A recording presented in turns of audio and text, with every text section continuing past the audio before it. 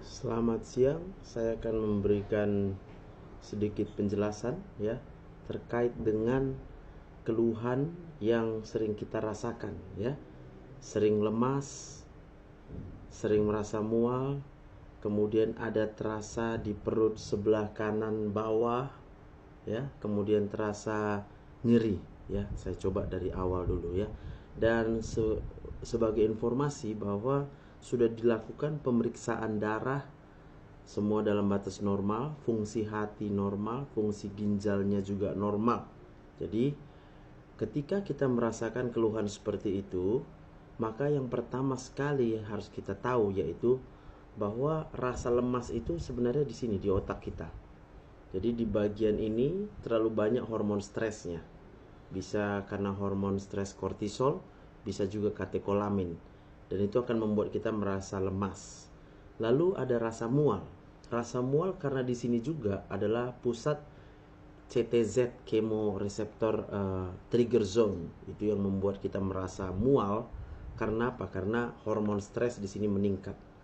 Jadi hormon stres yang meningkat itu juga akan menyebabkan rasa tidak nyaman di daerah dada.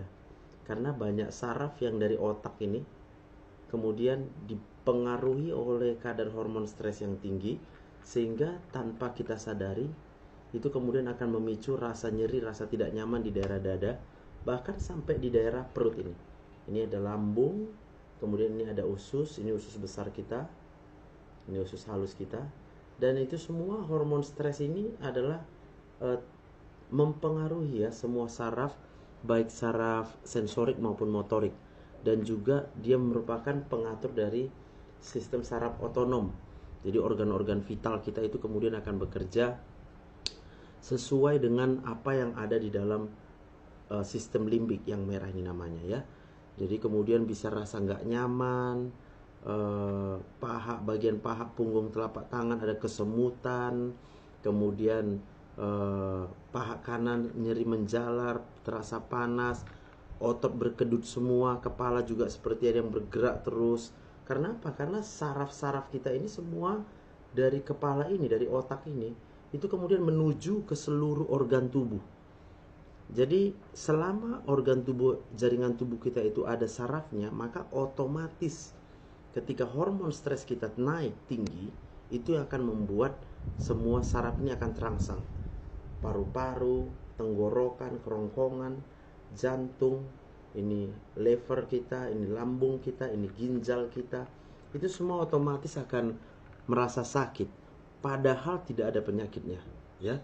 Dan kalau memang ada penyakitnya, maka dia akan semakin memperparah gejala yang dirasakan oleh otak kita.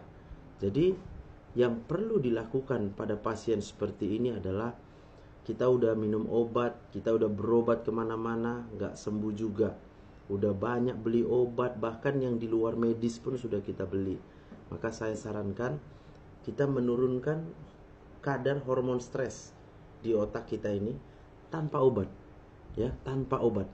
Jadi yang kita lakukan adalah dengan terapi konseling namanya.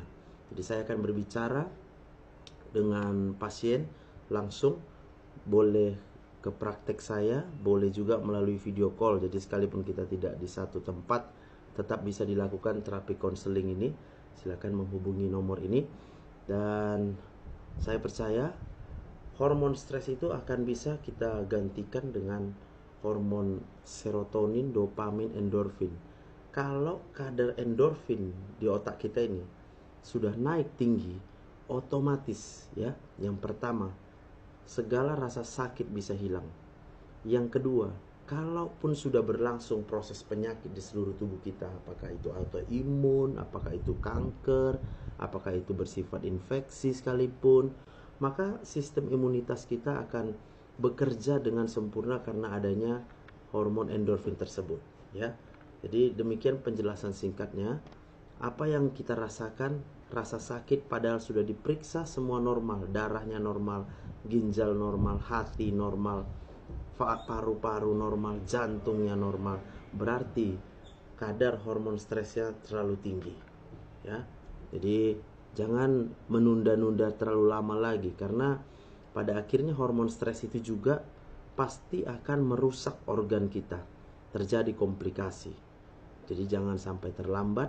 Saya berharap video ini bisa menjadi acuan ya, tuntunan buat kita supaya kita tidak sepele dengan apa yang kita rasakan di tubuh kita. Silakan dibagikan video ini kepada siapapun juga. Salam sehat.